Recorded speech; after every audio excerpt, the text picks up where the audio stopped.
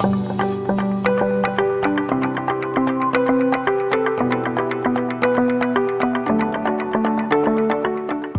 and welcome to a new Mautic video brought to you by HEM. More on assets. Let's take a look on how to use an asset in Mautic.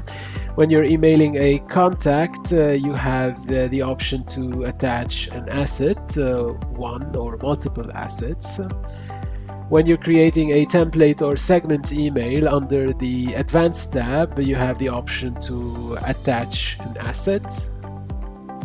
When creating an email, and if you included a button and you'd like to link this button, all you have to do is grab first the download URL of the asset and then add it to the button link box.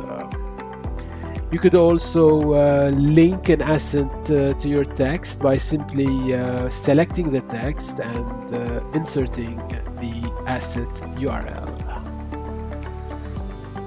Thank you very mumuch for watching. For more Mautic videos, please visit our website www.higher-education-marketing.com.